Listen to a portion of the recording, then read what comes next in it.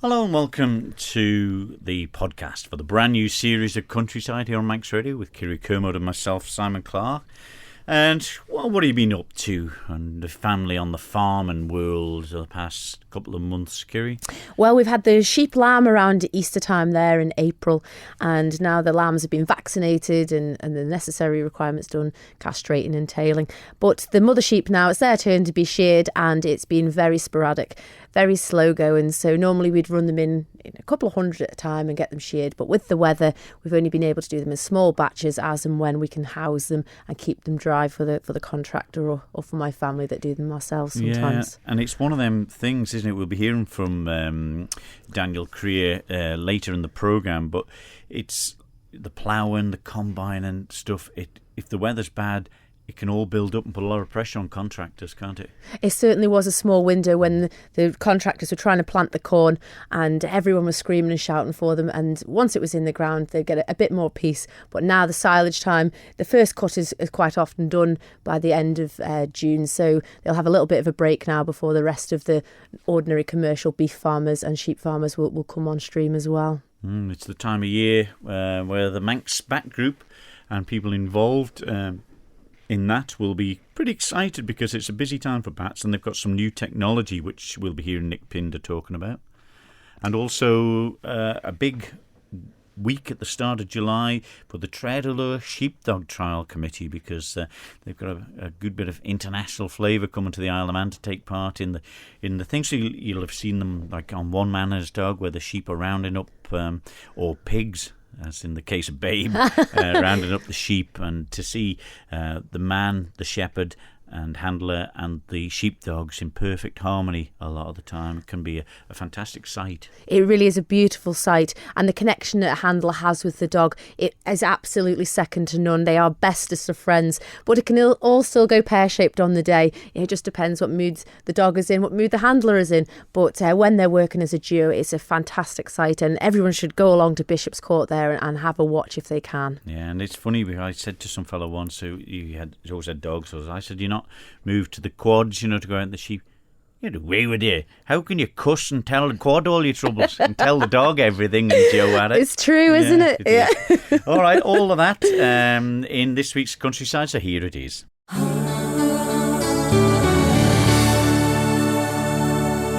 It's a very busy few weeks ahead for the Treadalure Sheepdog Trial Committee here on the Isle of Man. Everyone, of a certain age will remember One Man and His Dog, watching the working collies and sheepdogs rounding up the sheep and getting marked for it. Well, that's coming to the Isle of Man on the 5th, 6th and 7th of July. And I spoke to the chairman of the Treadalure Sheepdog Trials Committee on the Isle of Man, Richard Crowe. And it's going to be a busy time ahead of this big contest. Yeah, we're hoping so. We've got a world champion coming over called Aled Owen that's won. He's the current Welsh national sheepdog champion, and he's also won the world championships. And we've got quite a few other top handlers coming over, so we're hoping for a good event. The Welsh have been particularly passionate in the past. I mean, I remember as a kid watching One Man and His Dog, and everyone and the Welsh handlers with their dogs always did pretty well. Yeah, they're very hard to beat still now. There's a person called Kevin Evans who's he's almost unbeatable. He's wiping the floor with everyone at the moment, but unfortunately he can't make it this year. But with Aled and a few other Welsh handlers, I'm sure they'll be hard to beat. Are they taking part in the Isle of Man one? Yeah, a few of them are, yeah. But you've been involved in it yourself, I suppose, since a kid, Richard, have you? Has it always been a real keen interest or a necessity for you on the farm? It is a necessity, I think. You've got to have a dog. I mean, a lot of people use quads now, but I find your sheep are calmer using the dogs. I might not stay so calm, having to shout and roar at them, but I think a dog is the best way to manage sheep, to be honest. You've been involved in training a lot of the dogs as well, and been pretty successful at it. It must be a sort of secret, or do you need an eye for the dog, or can you tell straight away, or can you sort of nurture the ones that don't look very good to start with? Some from a very early age you can tell that they've got it in them, and you can kind of school. But I've had late developers that have thought, I'm struggling with this dog, and you might be kind of hitting a brick wall, and then all of a sudden, after maybe a couple of months of going nowhere, it'll suddenly leap forward. So you can't really tell. You just have to judge. They're all different, the dogs. So I think you've just got to persevere with them, and most of them will turn out to be a handy farm dog. That's my dog setting off there. A handy farm dog, or some of them will turn out to be top trial dogs. How long would it take you to get one from scratch up to a sort of show standard, really? I would say probably to get it up to like a proper trial dog that can do everything with turnbacks and shedding, and I would say probably maybe 2 years. Some develop quicker than others. But I would say, round about the 2 years, I would have thought. And are they mostly collies that are involved? Yeah, you don't see many Kelpies or Hunterways. I did once I had a bearded collie that trialled. He was a really good dog and picked it up really quick, but a little bit slightly different styles. I think you need something with a little bit of eye and that's steady on sheep to really compete at the highest level with sheepdog trial. And what about the commands? Do you use a proper whistle that sits in the roof of your mouth, or can you use your fingers like some of the fellas do? I can't use my fingers at all. I use a metal whistle. I couldn't really get a tune out of the plastic whistles at all. And it's pretty universal commands basically on a dog. You can put whatever commands you want, but most people put 2 peeps to the left and like a drawn out whistle maybe to the right, and just a flat whistle for stop. But there's all sorts of different varieties that people do put on, but it's mainly for verbal commands. It's come by to the left, away to the right, and lie down, or scream lie down, and in the severe cases that they don't stop. In a trial itself, I mean, is that part of the judging, or do they expect you to use total whistle or a bit of both, or do you use both? I think they'd probably like to see you using a whistle command. They like to see a dog handled calmly, maybe not too over commands as well. They like to see a nice steady flow with the dog, that the dog is using its brain and you're just kind of steering it through, not kind of, taken over from the dog. You really want to see a 50-50 partnership. Mm-hmm. What sort of things would happen in a trial then typically? How many sheep and how do you set off? Well, on this particular trial, we'll have, on the qualifying days, we'll have 4 sheep, and 2 of them will have, one will have a collar round its neck. So basically the handler has to send his dog out, collect the sheep, bring them through the 2 fetch gates, drive them through the 2 drive gates, and then they have to bring them into a round ring that's just in front of the handler, and then they have to split them in 2, split the 2 without collars on, and then they have to gather them up again, put them in a pen, and then they have to, once they've completed the pen, then they have to bring them back to the shedding ring, and then they have to single the one that's got the collar on and hold it basically away from the other 3 sheep. For the final, there'll be, I think there's 8 sheep in the first packet that the dog has to go and collect. He has to bring them halfway down the fetch, and then it has to be redirected to a second batch of sheep that'll be let out on the other side of the field. They've got to be gathered up and then brought through the fetch gates again, drove through the 2 drive gates, and then when it comes to the shedding ring, there'll be 5 collared ewes, and them sheep have to be separated from the others, which is quite a difficult task. Sounds it. And then once they've got them separated, they have to pen them, and that's the trial finish. So it's quite a complex task, and we're hoping to see some high quality sheepdog trial. Yeah, it sounds fabulous, and a lot of trickery between the owners and handlers and the dogs themselves. Yeah. And will it be sort of the judges holding up the marks as they go in on these sort of occasions, or are they written down? No, they just jot them down, basically. The handlers will get to know. I think we might be posting the scores maybe every 10 handlers, so people can maybe go. We've got marquees supplied by the Manx Agricultural Show, which we appreciate a lot. So if people maybe wanted to see some of the scores, they could maybe go in the tent and see some of the scores that are up. We'll also be having programmes that will have the names of the handlers and hopefully the rudden order as well. So it's a 3-day event, this, Richard. When does it all get underway, and how can people find where it is? Well, it's on the 5th, the 6th and 7th of July. It's at Bishop's Court Farm. If you're coming from Douglas Way, it's the entrance to go up is just by the Bishop's Court Glen on your right. Follow that entrance up. There will be signs to direct you anyway. And follow the lane up for about 200 yards and you'll come to a field on your right, and if you go in there, that's where the trial is. We're hoping to start round about 9 to 9:30, and probably, yes, it'll be going on to probably about maybe 4 or 5, depending on how the runs go and depending on how the sheep behave as well. It's one of them, but it sounds like you've got a good entry for it as well.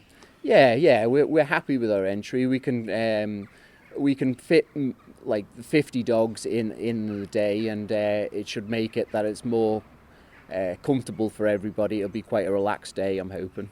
And the tricky one I've seen in the past as well is the brace or the pair of dogs. Is any of that going to be going on? No, I don't think we're going to. We might, maybe for another year, we might include a brace entry, but it's a hard one to master that. Just trying to keep control of one dog is hard enough, never mind with two. But it'll be fascinating for anyone who's not really seen it in action before live, and because of these top people that will be competing as well, I'm sure that people will get a lot of knowledge and information passed on through these. Yeah, well, we're hoping so. We're hoping this event might encourage some new handlers to the sport, and there's a lot of people over here that's skilled in training dogs, and maybe they could throw their hand at sheepdog trial, and that's what we're hoping. And also maybe it might encourage some of the farmers to give it a go themselves and maybe invest in a good quality pup. Richard Crowe, the chairman of the Tredelure Sheepdog Trials Committee, talking about the forthcoming sheepdog trials, which are bringing a big international flavour here to the Isle of Man. That's happening on the 5th, 6th and 7th of July. And Richard just wanted to put a big thanks out to our sponsors and the NFU Mutual, who have put out a lot of sponsorship and money towards putting this event on. So he just wanted to thank the NFU Mutual for that side of it as well. And it's going to be great to get there and see it live. The heats on the 5th and the 6th, and then on the Sunday the grand finals, and lots of the Welsh champions will be there as well, and competing with some of the island's greatest. And as Richard said there, the dog, still a big part of his life. Oh, it really is, Simon. A part of any farming family's life is the sheepdog. And the wet winters, it's just you and the dog walking across the fields where these heavy vehicles can't get on, and there's such a use. And if you get that bond with a good working dog, it is team power, and they are an awful great asset to the farming businesses. And for these sheepdog trialers, the amount of hours they put in to train those dogs, because they're peas in a pod, and just to have that little one that's a little bit extra special, and we're so lucky to have the opportunity to see them here on the Isle of Man. They are world champions, some of these guys and girls. And Richard, very good to training them as well. And it's quite funny remembering the old one man and his dog, where they start off with and here's John Simon Clark with Cap. Wait.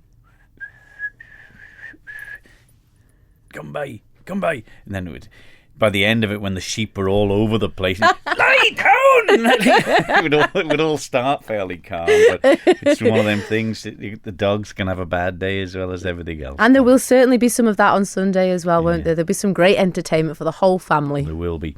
There is refreshments and everything available, and toilets and all on there. It's all happening at Bishop's Court Farm, which is just by the road to the Glen there, where the monument is, the old Bishop's Court, and it'll be well signposted as well, so you can go up to there. But we mentioned the weather at the top of the programme, and it's been affecting the sheep shearers a little bit as well. It certainly has, Simon. It's been very intermittent, the weather through the early parts of June and some of late May, when the shearing contractors want to get out and get some of the fleeces off the sheep, because normally in a normal year it'd be quite hot and it's essential for welfare.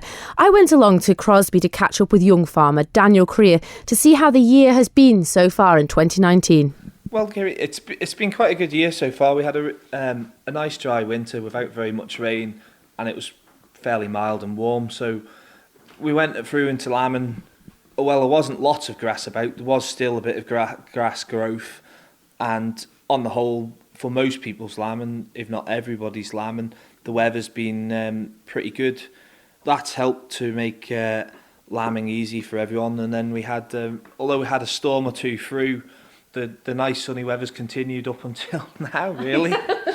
That's typical, isn't it, for TT week? But going back, Daniel, we had a dry summer last year and a dry back end. Did it affect the numbers of lambs coming into this year? Because obviously it was quite a hard year on the sheep. Yes, certainly.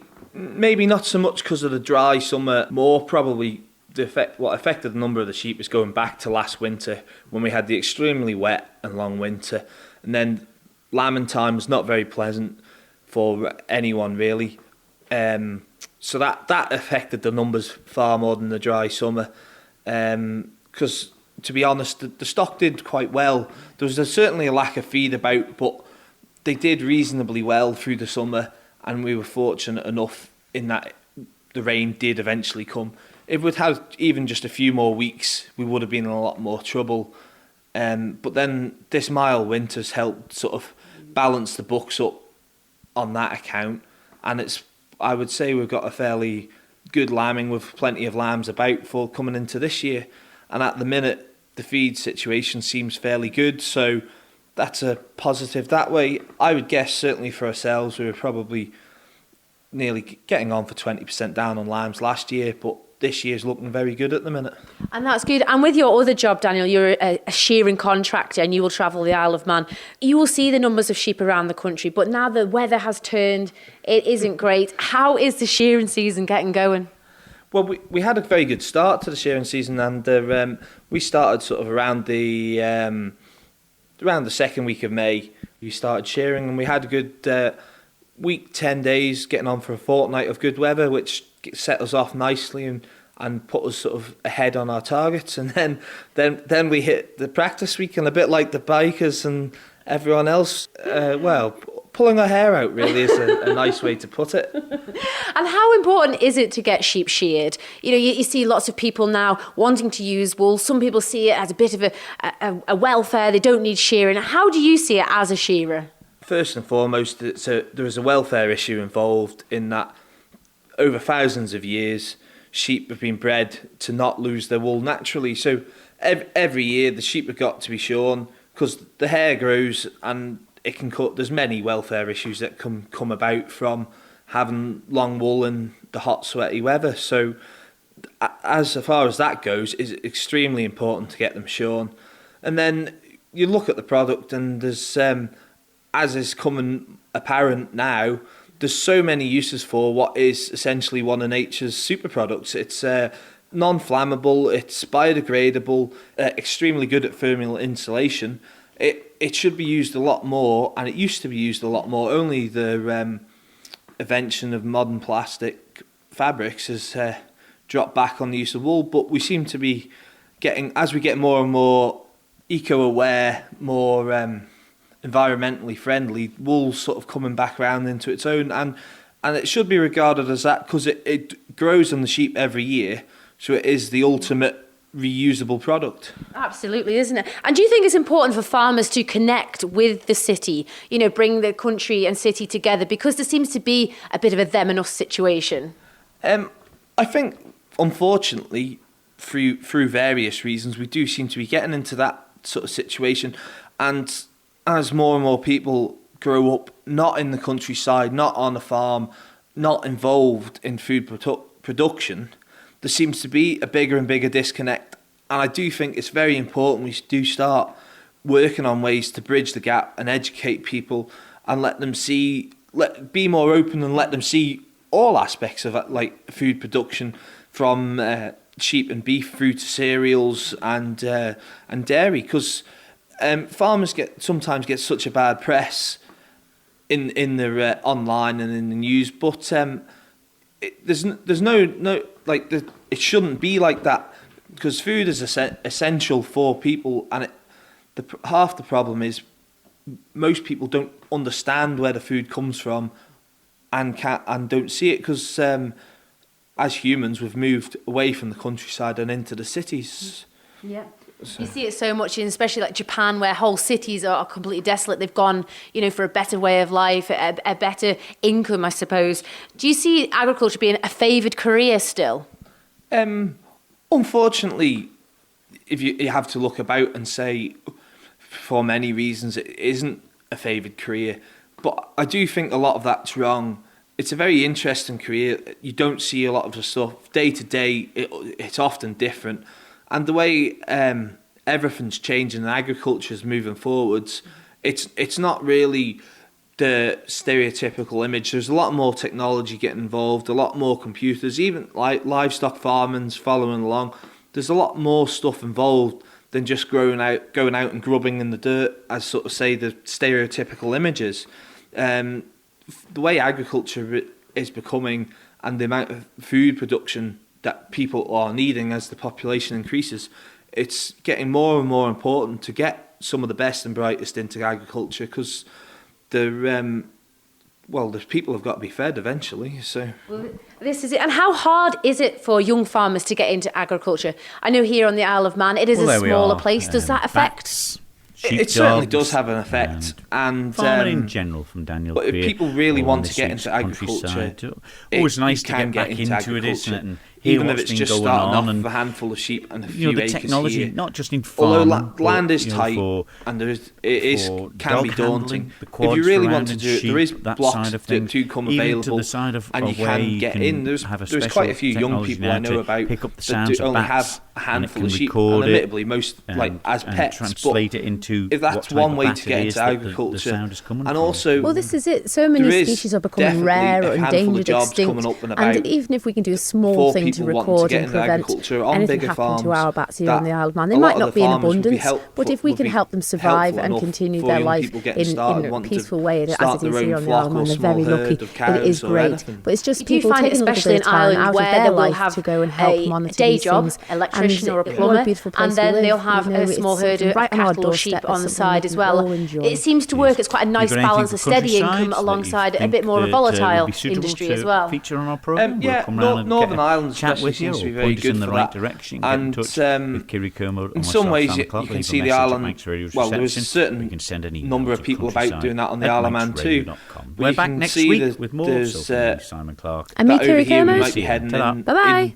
Some of the smaller farms certainly could be heading in that direction, whereas the farmers going out having a main job and then doing the farming as like a second job or more of a pastime than a full-time job as it was in the past.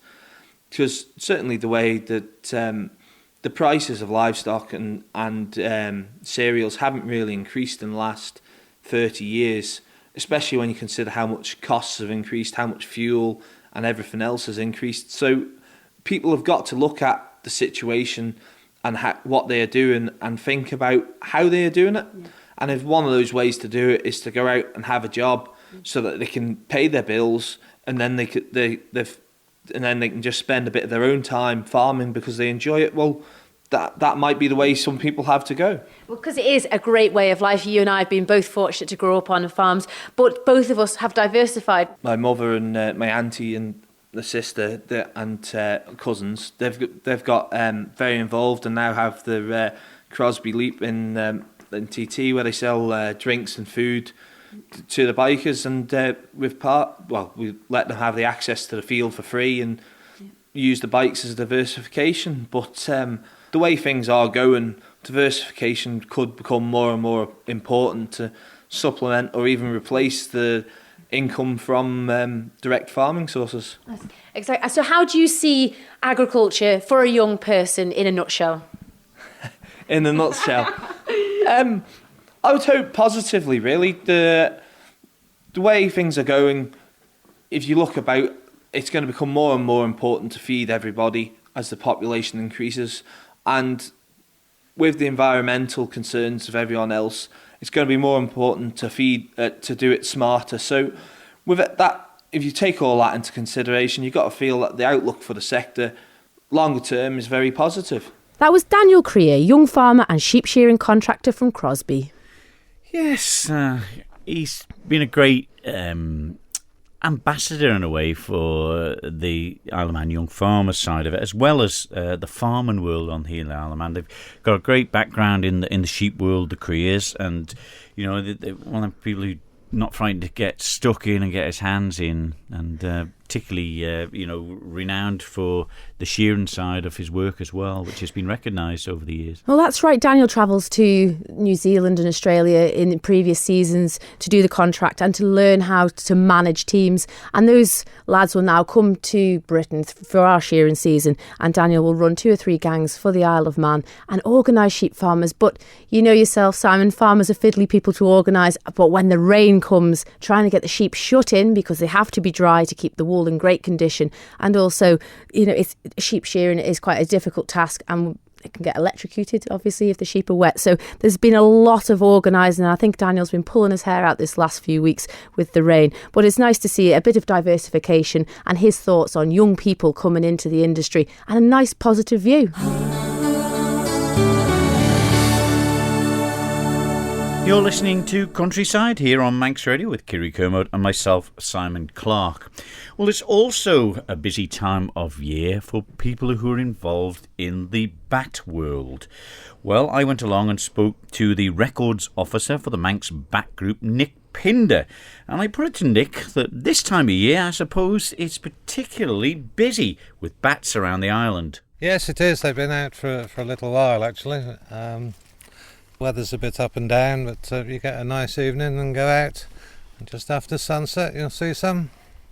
And you've been involved in the Bat Group for a number of years now, Nick, it's fair to say, isn't it? Yeah, I would say. And was this going before you got involved in it on the island? No, I'm afraid I started it in 1990. Wow. In response to the passing of the Wildlife Act, when bats were protected for the first time here. And we realised that government would need some help from volunteers to look after them. There's a press release out at the moment about asking for help, and just explain what's the point of this. Well, as I say, the Bat Group's been around for all those years, and we've been finding roosts, and we get asked by planning to surveys and find roosts that way, or people just report them, or just doing our own work. We find roosts. We got the Biosphere Reserve and the government's biodiversity strategy. That has targets in it to preserve population levels and things of different animals and plants, and we don't have any sort of handle on the population levels of the bats of the island, whether they're doing well or not so well. We have a feeling, but these sorts of things you really do need much better data than we have. So we're hoping to organise volunteers to go out with these wonderful new detectors that we've been able to buy thanks to the Manx Lottery Trust. And that will actually record, and then you can identify from the recordings what species they are. But also, if you repeat that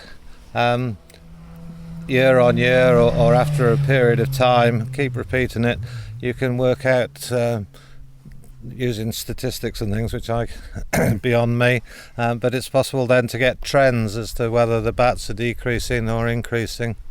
or staying the same roughly. Right, and what's is this a more modern type of equipment? You've sort of had bat detectors for a while, haven't you? Oh yes, and the early ones, at the time they were a terrific boon and a great help, but they seem very dated now.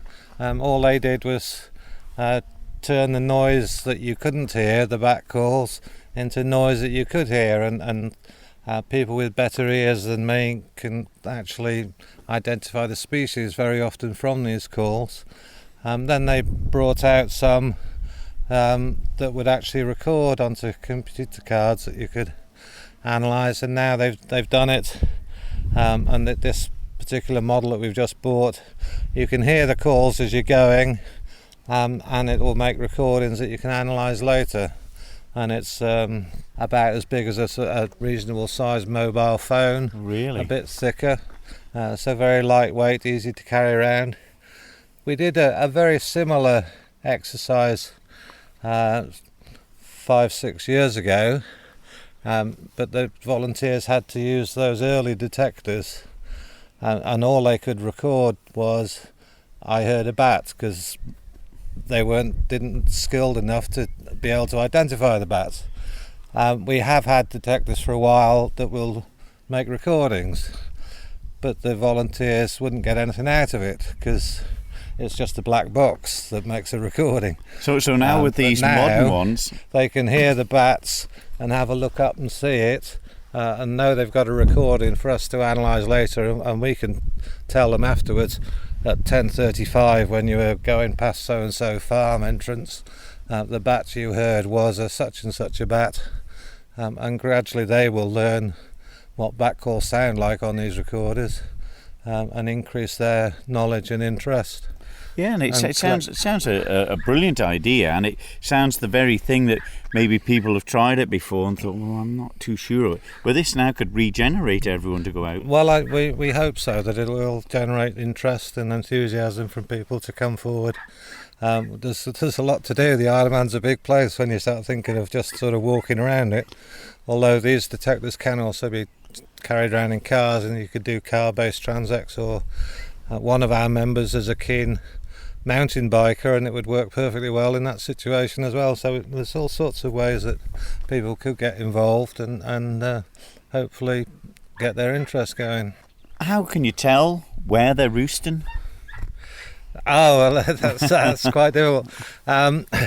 Again, many years ago, 95, the Bat Group had a week's workshop, and we brought one of the top Dutch researchers, and there's a thing called backtracking, and you go out with a bat detector, you hear a bat at, say, half an hour past sunset, and you roughly know what direction it's come from. You go out the next night 5 minutes earlier, but 100 yards or so towards where the bat came from, and you keep doing that, and in theory eventually you get back to a building or something and the bats come out of it. But it never worked quite like that for me. It did actually, not far from where I live. Last year I managed to do it, but it's quite labour intensive. I think in Holland it's a lot easier because it's a flatter landscape, and you can use bicycles and things to get around. But so you can do it like that, but usually it's just hearsay. The householder might get in touch with us because they've got bats, or they think they've got bats, or we might be asked to do a bat survey for planning on a building that's going to be altered, that is in the right sort of position that it could have bats, and you find them sometimes like that. Some of the bat species that we have on the island are known to migrate in other parts of Europe. Leisler's bats, which I've got a pet theory are relatively recent colonisers since the Second World War of the island. In Eastern Europe they migrate 1,000 kilometres from sort of up round Leningrad back down into Central Europe. There's a species that we got recordings of last year, and we've not actually seen a live specimen yet. Nethusius pipistrelle, which migrates again from the Baltic down into Western Germany, Belgium, northeast France, but it's begun to appear in southeast England. But it's known the first maternity colonies were found in Northern Ireland, so we did suspect that it would be here, and we've having got recordings, but I think it is here, but we can't definitely prove it yet. Now those migrate on the island. We don't think they do. You do find bats in winter, and builders come across them quite often, taking out a window frame or a door frame. They'll be tucked in and behind there. And we have had one or two sort of expeditions. We brought some climbers over one year, and we went down the chasms, found 2 or 3. We've been down Laxey Mines, found a couple. So we don't find the winter roosts like they do in Europe, where you get 10,000 bats in a cave, and it has been speculated that perhaps they migrate off the island, but then we do find them occasionally in trees. And we know that so many of these tiny little crevices that they can get in. There must be so much availability around the island that you could hide all the bats during the winter quite easily. Wow. But just very difficult to find.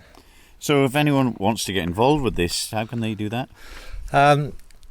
If you go on our website, which is banksbatgroup.org, there'll be the information on there how to register for the survey, and the organiser will take your name and details and get back to you and discuss what route you'd like to do.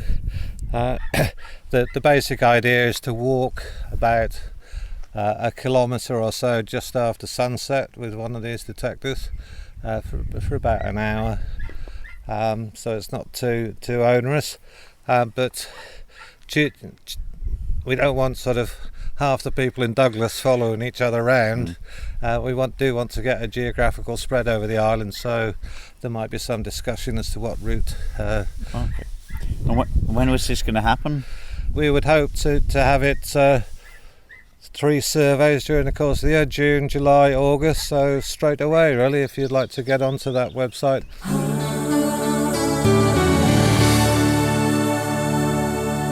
Well, there we are. Bats, sheepdogs, and farming in general from Daniel Creer, all on this week's Countryside.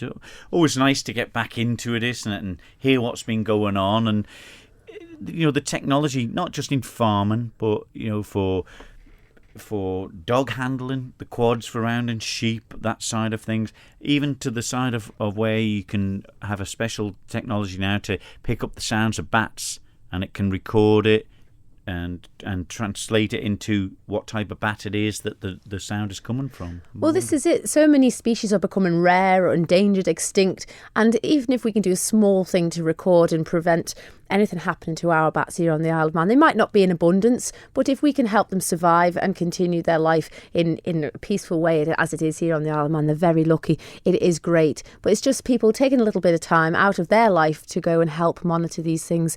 And what a beautiful place we live. It's something right on our doorstep. It's something we can all enjoy. It is. Have you got anything for Countryside that you think that would be suitable to feature on our programme? We'll come round and get a chat with you, or point us in the right direction. Get in touch with Kiri Kermode or myself, Simon Clark. Leave a message at Manx Radio's reception, or you can send an email to countryside@manxradio.com. We're back next week with more. So from me, Simon Clark. And me, Kiri Kermode. We'll see you then. Ta-da. Bye-bye.